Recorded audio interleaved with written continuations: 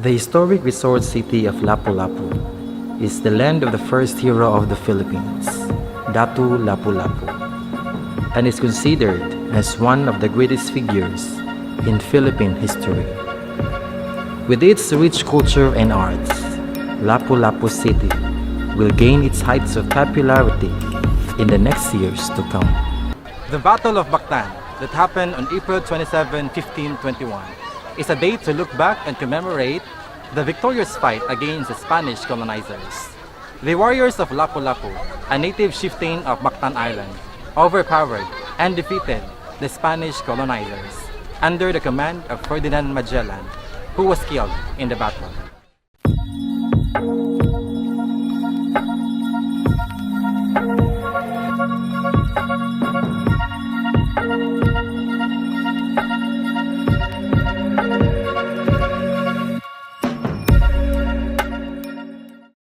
How important is the commemoration and celebration of the Kadaugan sa Mactan to the community and to the people? Good morning. It's really important because it's remind us the melee in Mactan, or victory in Mactan, and it's very significant for us as Pupunganon as well as here in Cebu, Mactan, Cebu. Because this is something to celebrate, for an important celebration for us to celebrate for about 498 years winning the battle, Datu Lapu-Lapu and Ferdinand Magellan. It started 2001. No one who handled this is staff of Shangri-La.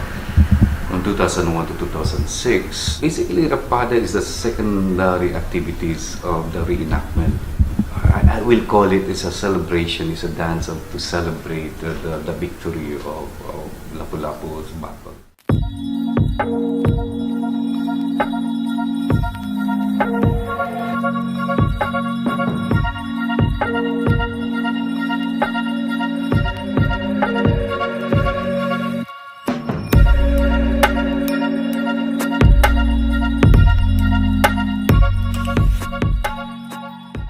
How did you come up with the Rampada Festival? Well, when I first won in my first term, 2010, I was given the chairmanship for the tourism committee, and up until now I hold the tourism committee. And one of our biggest tasks, or my biggest task at that time, was to make the Kadaugan festival bigger. No matter what we did with the reenactment festival in the shrine, it was just too small. But in fact, if we fast forward to now, we've expanded the whole shrine area now, but we're talking 9 years ago. And so at that time, really the best thing that we did was, or that we came up with, was to find a new event, do a new activity. And we came up with Rampada. The Kadaugan has always focused on Lapu-Lapu and its heroism. However, after studying it so much, we've seen that Bulakna is kind of in the background. She wasn't given as much due as we would have wanted to, and it became a new way of promoting the city. And so, especially with the women's movement now and everything.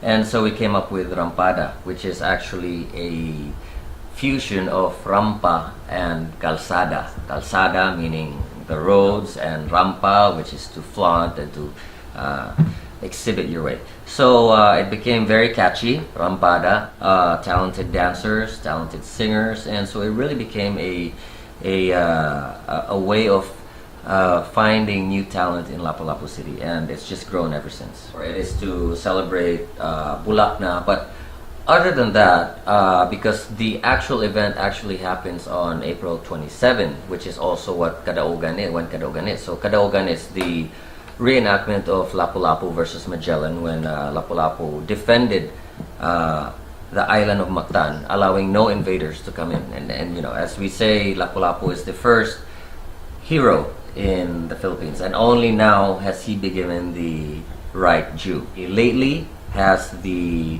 April 27 date become a holiday all over the Philippines, and so in line with that, then we are celebrating Bulak-Na Rampada, and it is a story of what happened. Rampada seems to embrace the sexiness of our dancers, of the Filipino women. And in fact, for the last few years, we have focused on materials that are actually homegrown, materials that are recyclable, to give importance for caring for the environment. Because the Rampada is such a sexy dance, and now we have a lot of tourists who come to enjoy the dances, to enjoy the choreography, to enjoy the story told behind each depiction of what happened. And really it's what is really different from all the other festivals. And because it happens at night, because it happens inside the Hoops Dome, there's a lot of play with lights. The lights are all turned off at night inside the Hoops Dome, and then you see a lot of glowing LEDs, and it becomes very festive. When we started with 2010, during the Rampada, we had it in consonance with the Kadaugan Street Party. 2010 to roughly 2016, it was always in the streets. And then 2017 up to now, we have moved it towards the Hoops Dome already. And then in fact, for the past 2 years, we haven't had any street dancing anymore.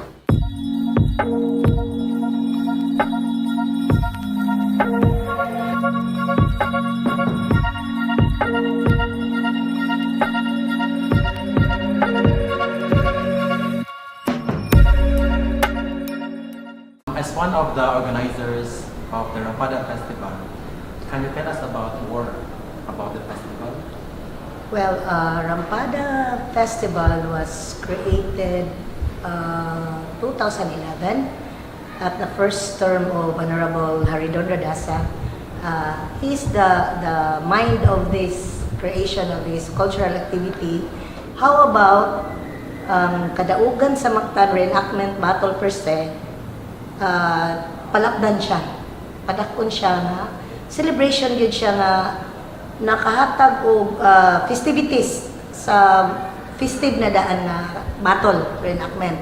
So the idea was kanang born out of the sayings, in every man's success there's always a woman behind. Kung i-flashback nako ang history sa pagkadaog ni Lapu-Lapu, unsa man ang buhaton ka ni Bulak-Na. It was Honorable Radasa thrown the question to us. Yan gilabay sa among question. So ako, being the woman myself, and I'm also a lover of theater because I was a theater actress before, a theater writer and director. Kung ako si Bulak-Na nowadays, padak-an jud ako. After the battle is mag-merrymaking jud ko.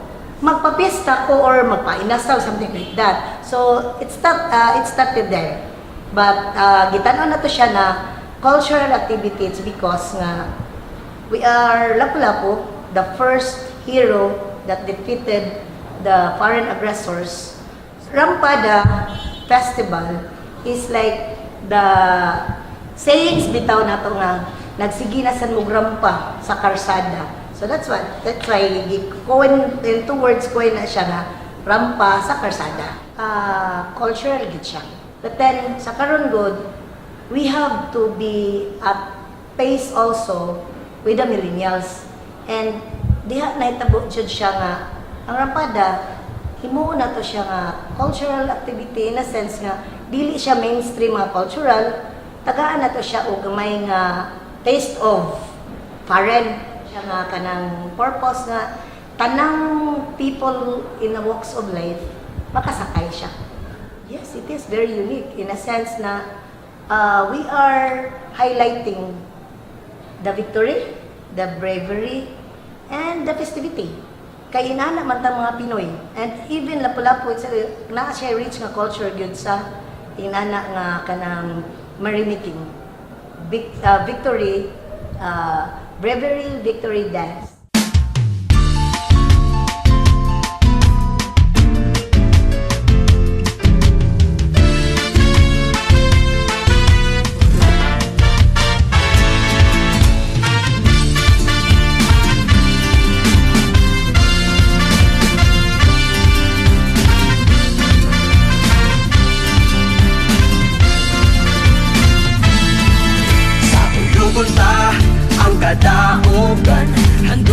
ang gubat sa Mactan. Maglibay, maghugyaw ang tanan, sabay sa timpo, manayaw ang tanan. Hala Rampada, hawak iruida, ihilibanda, kamot iwara, uyog sa tulo, lawas ibiyo, sabay sa timpo, buhataw ang tanan. What inspires you to create the jingle of the Rampada Festival? What inspires me is right from the father of Rampada himself, which is Honorable Hari Don Radasa. He suggested or he advised me to come up with a new jingle which is fitting for the new concept of the celebration of the victory of Lapu-Lapu. So among ikuha from the samba inspired nga music, but naa siya substance nga island nga Filipino, no? Local nga island nga theme. So mo tong among giduadaan ang concept una naka-come up mi og kanang inanak nga ron nga jingle.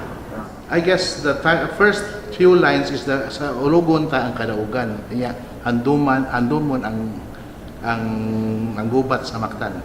So that line is kanang connote siya nga dapat proud ang mga taga Lapu-Lapu, ang mga upunganon kay dapat atong sa ulugon ang Kadaugan kay diha mismo sa atong isla sa Lapu-Lapu na hitabo ang Kadaugan ni Lapu-Lapu no, the first ever kanang battle of the Filipinos nga nidaog against ng foreign invaders. Yes, atong gi-invite ang atong mga kaigsunan no, also with atong mga local atong mga foreign friends or kanang mga tourists to come and witness, no. It's a unique celebration. It is based on the victory of Dato Lapu-Lapu against Ferdinand Magellan, the first foreign invader din sa Philippines. So unique siya, ato siyang gi-modernize kamay, then atong gi-emphasize ang atong celebration sa mga local islanders. So lahi siya sa uban nga mga festival sa Philippines, no. Wanang come and watch. Let's have some fun. Hit the street with fiery dance. Move your body to the beat. Let the rhythm take control. Everybody, let's have some fun. Hit the street with fiery dance. Move your body to the beat. Let the rhythm take control. Sa ulugon ta ang Kadaugan, handungod ang gubat sa Mactan. Maglibay, maghugyaw ang tanan, sabay sa timpo, manayaw ang tanan. Hala Rampada, hawak iruida, ihilibanda, kamot iwara, uyog sa tulo, lawas ibiyo, sabay sa timpo, buhataw ang tanan. Everybody, let's have some fun. Hit the street with fiery dance. Move your body to the beat. Let the rhythm take control. Everybody, let's have some fun. Hit the street with fiery dance. Move your body to the beat. Let the rhythm take control.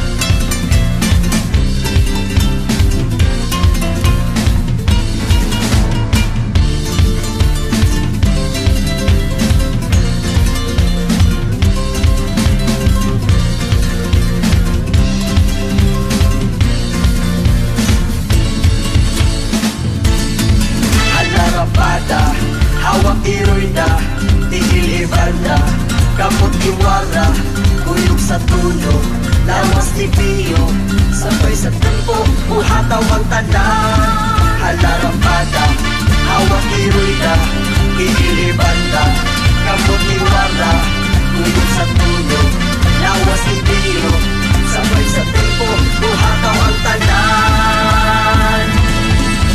Oh, eh, eh, eh, oh, ah. Oh, eh, oh, ah.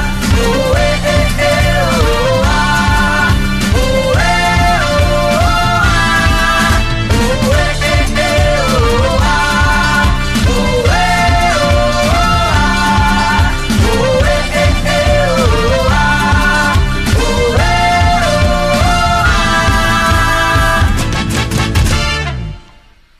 Rampada, also known as Rampa sa Karsada, is the most awaited event in celebration to the Kadaugan sa Mactan and Lapu-Lapu City, Cebu. Rampada is technically based on Mardi Gras of Brazil in terms of costume and music. The only difference is it depicts the story of Lapu-Lapu, Reyna Bulakna, and the victory and celebration of the people of Mactan. Can you share to us your thoughts and knowledge about the Rampada Festival? With regards to the Rampada Festival, I only knew about this kind of festival is in line with the Samba de Janeiro Carnival, which is actually happening there in Brazil. It is in line with that one, but actually the thought there is that the winning or the victory of the Kadaugan sa Mactan. For me, Rampada Festival is a commemoration of the Battle of Mactan, which depicts the bravery of every Opunganon who courageously fought against the colony of Magellan. It highlights also the celebration of Mactan upon winning the coup against the Spaniards. As a young choreographer, it made me value the essence of creativity and novelty, not just as a choreographer, but as a Cebuano. It made me love my hometown and more, and made me want to preserve and share our history to the rest of the world. Rampada comes from the word Rampa sa Kalsada. It's a celebration after the victory of Lapu-Lapu against Magellan. Give us, as a choreographer, more bookings, become famous also as a choreographer. I started dancing last 2013, and I started as a dancer and eventually become dance master. With this experience, I gained also knowledge with the dance and also friendship, and this experience also molded my confidence and my self-esteem. Encountered a lot of festivals, and this Rampada Festival is somewhat unique in so many ways, so come and also enjoy. Before the competition begins, the contingents from barangay and open category shall be showcasing their group performances on the first day of the competition, the Search of the Reyna Bulakna. Along with this competition is the solo performances of the respective contingents, where colorful costumes and headdresses shall be shown to the crowd, and most especially their elegance on the dance floor. The Reyna Bulakna Search is a competition before the day of the ritual showdown of the Rampada Festival. As for the history, Bulakna is the wife of Datu Lapu-Lapu, of which the Rampada Festival also highlighted the big event. The competition is for all the contingents that seeks to find and search beauty and charm. 5 lucky ladies each year will be picked, and this year, Barangay Buaya takes home the pride as the Modern Bulakna 2019. Good afternoon, ladies and gentlemen. I am joined together with the newly crowned Reyna Bulakna 2019 from Barangay Buaya. She is Laurel Henge Manlosa. Good afternoon, Miss Laurel.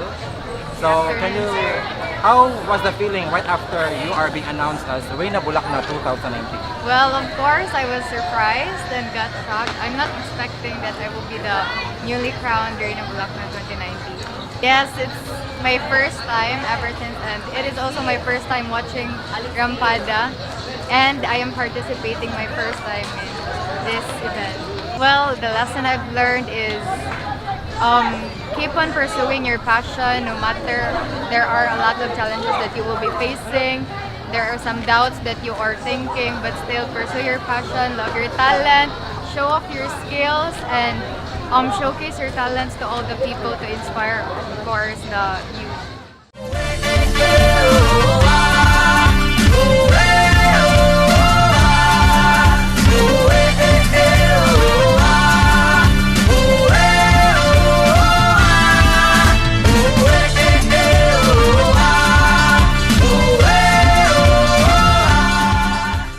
Yes, I like Rampada Festival because it's the celebration of the victory of Datu Lapu-Lapu against Ferdinand Magellan. I like Rampada because it's all about dancing, and I believe dancing is my passion. Isip lumulupyo sa Lapu-Lapu City kaning Rampada 2019 ang gipaabot sa tanang kabatanunan kung diin tanang talento sa pagsayaw magamit sa mga kabatanunan upang sila kay malayo sa drogas ug lahi-lahi nga mga bisyo sa kalibuhi. Okay, mao kini ang feast nga gi-celebrate after sa Kadaugan and mao ang tradisyon nga naandan sa mga taga Lapu-Lapu. The celebration of our victory of the Kadaugan sa Mactan is a way to give importance to our culture, to our history, and to our identity. The Rampada Festival is a showcase of dance in celebration of our victory from the Spanish colonizers. This year, as we commemorate the 499th year reenactment of the Battle of Mactan and the 9th year celebration of the Kadaugan sa Mactan Rampada Festival. The celebration has reached its heights of success. Behind the celebration are the people and organizers who are contributing too much time and effort in providing meaningful experiences of the people, of the dancers, and to the community of Lapu-Lapu City. The festival and the celebration is a celebration of life, celebration of happiness, celebration of history. Everybody, let's have some fun. Hit the street with fiery dance. Move your body to the beat. Let the rhythm take control. Everybody, let's have some fun. Hit the street with fiery dance. Move your body to the beat. Let the rhythm take control. Sa ulugon ta ang Kadaugan, ang tungod ang gubat sa Mactan. Maglipay, maghugyaw ang talent, sabay sa tempo, manayang pagtanan. Hala Rampada, hawak iruida, iilibanda, kamot iwara, uyog sa tudo, lawas ni Pino, sabay sa tempo, uhataw ang tanan. Everybody, let's have some fun. Hit the street with fiery dance. Move your body to the beat. Let the rhythm take control. Everybody, let's have some fun. Hit the street with fiery dance. Move your body to the beat. Let the rhythm take control.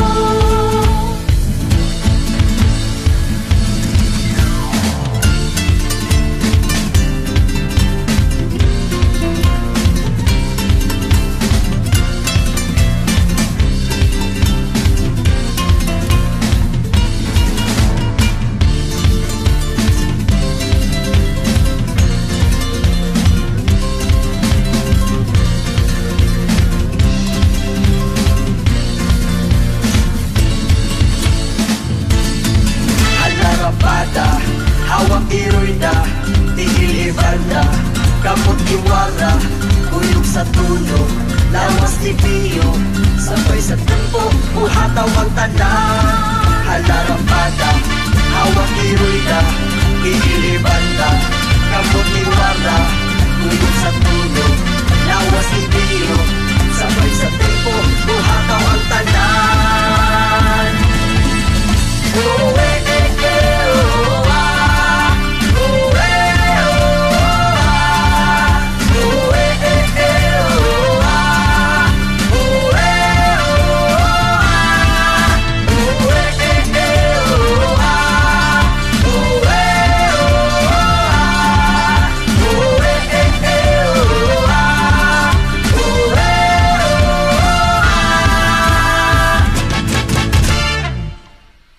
Come and celebrate with us with our Rampada Kadaugan Festival 2019. Come. And celebrate. And celebrate. Let's celebrate. And let's celebrate. Rampada 2019!